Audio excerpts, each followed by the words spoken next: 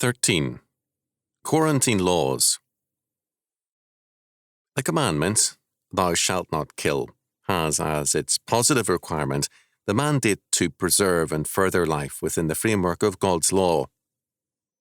Basic to this framework of preservation are the laws of quarantine. In Leviticus chapters 13 to 15, detailed laws of quarantine or separation are given. The details of these laws are not applicable to our times in that they have an earlier era in mind, but the principles of these laws are still valid. It should be noted that these laws, in particular those dealing with leprosy, were enforced in the quote, medieval end quote, era and were instrumental in eliminating that disease from Europe as a serious problem. The laws in these chapters are of two varieties. First, those dealing with diseases, Leviticus chapter 13, verse 1 to chapter 15, verse 15. And second, those dealing with sex, chapter 15, verses 16 to 33. Since sexual rites were commonly used as a means of communion with the gods, sex was emphatically separated from worship. Exodus chapter 19, verse 15. Ritual prostitution at temples was an accepted part of worship in the Mosaic era among pagans. Once again, sexual acts are being restored to a ritual role by the new pagans, both within and without the church. Thus, Bonthius has written, "The act of intercourse is itself to serve as an outward and visible symbol of communion, not merely between man and wife, but with God." To return to the quarantine laws with respect to diseases, those cited in Leviticus chapters 13 and 14 are generally described as leprosy and plague. The term leprosy has changed its meaning extensively from its biblical and, quote, medieval, end quote, meaning.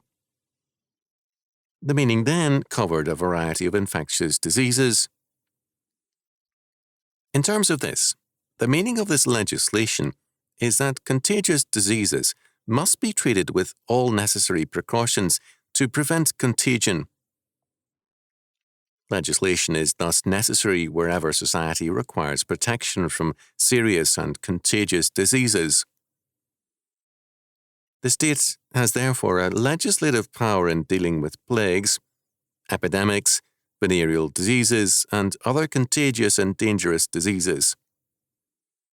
Such legislation is plainly required in the Mosaic Law, Numbers chapter 5, verses 1 to 4. Not only is it declared to be a matter of civil legislation, but also an essential aspect of religious education.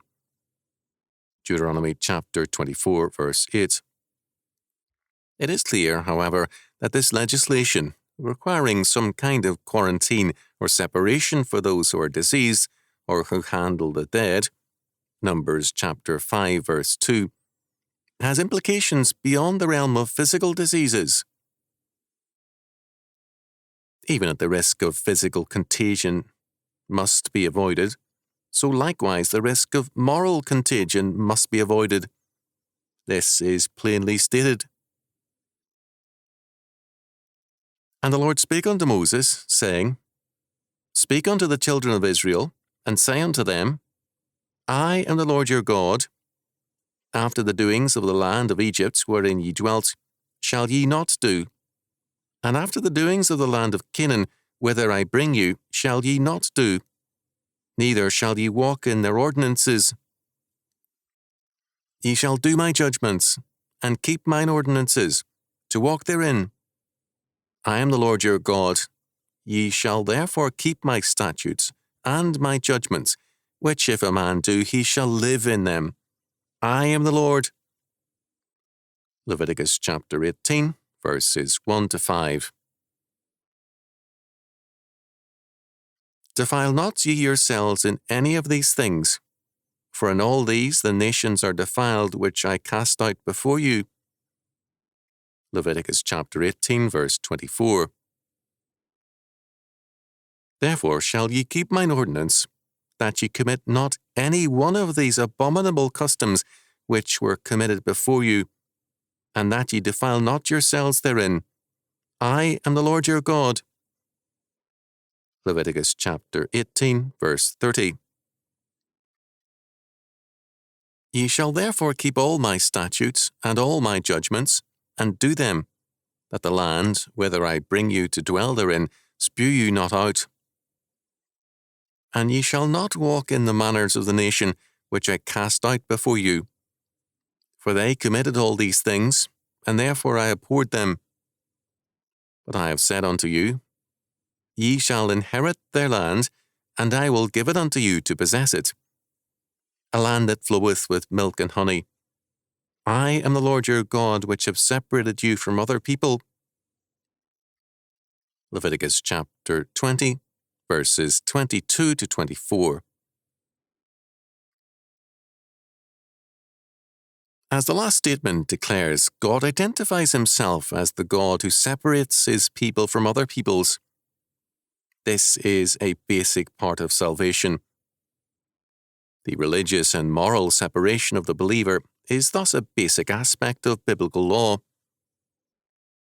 Even as segregation from disease is necessary to avoid contagion, so separation from religious and moral evil is necessary to the preservation of true order.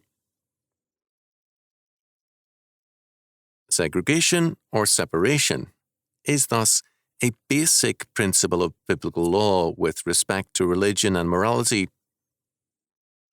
Every attempt to destroy this principle is an effort to reduce society to its lowest common denominator. Toleration is the excuse under which this levelling is undertaken, but the concept of toleration conceals a radical intolerance. In the name of toleration, the believer is asked to associate on a common level of total acceptance with the atheist, the pervert, the criminal, and the adherents of other religions as though no differences existed. The believer has a duty of lawful behaviour toward all, an obligation to manifest grace and charity where it is due, but not to deny the validity of the differences which separate believer and unbeliever. In the name of toleration, the believer is asked to tolerate all things, because the unbeliever will tolerate nothing. It means life on the unbeliever's terms. It means that biblical order is denied existence, because all things must be levelled downward. An example, albeit a mild one, of this intolerance appeared in the Ann Landers column. Dear Ann Landers, why do you pin orchids on the virgins without knowing the facts? If you could see some of those white flower girls, you'd know they couldn't give it away. Why not use your valuable newspaper space to praise the sought-after, sexy girl who is constantly chased by men and is sometimes caught? I'm a woman in my middle 40s who has worked 10 years with young girls in a steno pool. I see the goody-goody types in their little white shirt waists, blouses and Oxfords, so smug and proud of their chastity, as if they had a choice. They make me sick.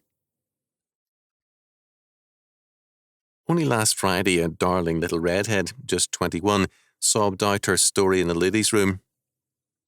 Lucy had been jilted by an executive after 6 months of steady courtship.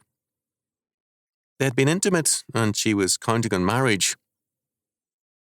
It was the 4th time she'd had this terrible thing happen to her. Girls like Lucy need Ann Landers to tell them they aren't all bad. Give them encouragement, not a put-down. I've been reading your silly column for 12 years, and I think you're a perfect fool. Mama Leone. Dear Mama, thanks for the compliments, but nobody's perfect. I don't happen to have any good conduct medals lying around for girls who think the bedroom is a shortcut to the altar. Moreover, a girl who makes the same mistake 4 times is what I call, in polite language, a non-learner.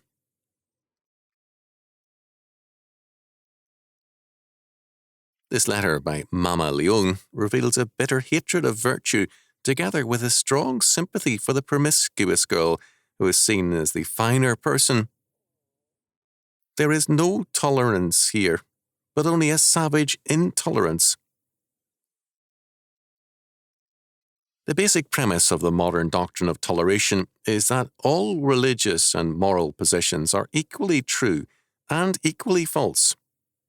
In brief, this toleration rests on a radical relativism and humanism. There is no particular truth or moral value in any religion. The true value is man himself, and man, as such, must be given total acceptance, irrespective of his moral or religious position. Thus, Walt Whitman, in his poem, "To a Common Prostitute," declared, "Not till the sun excludes you do I exclude you." Total acceptance and total integration are demanded by this relativistic humanism.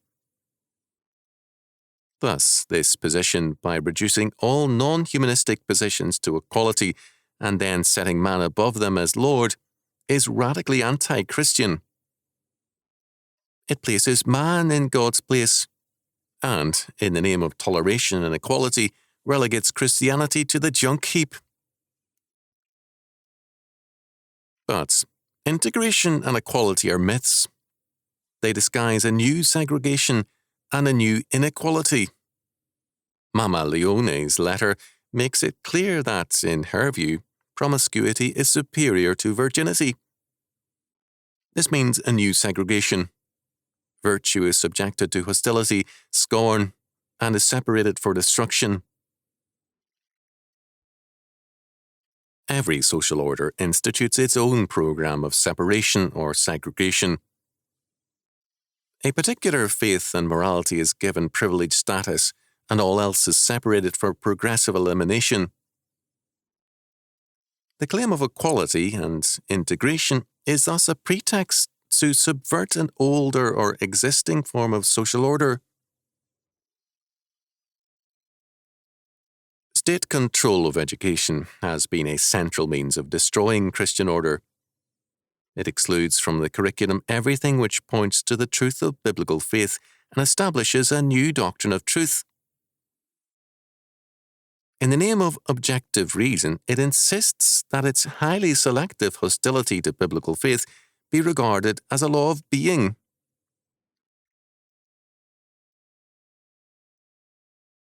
Education is a form of segregation, and, in fact, a basic instrument thereof as well.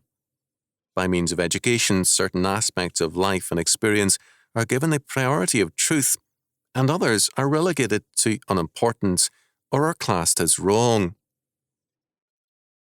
Education inescapably segregates and classifies all reality in terms of certain premises or presuppositions. These premises are religious premises and are always pre-theoretical and are determinative of all thinking. Not only education but law also segregates. In every law order, by legislating against certain types of conduct, requires a segregation in terms of its premises. The segregation demanded by the democratic and the Marxist states is as radical and thorough as any history has seen, if not more so. All religions segregate also, and humanism is certainly no exception. Every religion asserts an order of truth, and every other order is regarded as a lie. Humanism is relativistic with respect to all other religions, but it is absolutistic with respect to man. Man is the absolute of humanism, and all else is treated as error. Segregation, separation, or quarantine, whichever name is used, is inescapable in any society. The radical libertarian claims that he will permit total liberty for all positions, that is, a free market for all ideas and religions. But he outlaws all positions which deny his own. In the academic world, these libertarians have proven to be ruthless enemies of biblical faith, denying its right to a hearing. The state cannot exist in such a libertarian order, nor can the church, except on the enemy's terms. The new libertarians are congenial to Marxists, but not to Christians. While ostensibly against coercion, they are not above a common front with Marxists, as the libertarian journal Left and Right indicated. For the truth of Scripture, they have no toleration, nor any common front, except a surrender on their terms. Every faith is an exclusive way of life. None is more dangerous than that which maintains the illusion of tolerance. An openly heartless faith is surely dangerous, but a heartless faith which believes in itself as a loving agent is even more to be feared. Because no agreement is possible between truth and a lie, between heaven and hell, St. Paul declared. Wherefore, come out from among them, and be ye separate, saith the Lord, and touch not the unclean thing, and I will receive you. 2 Corinthians chapter 6, verse 17.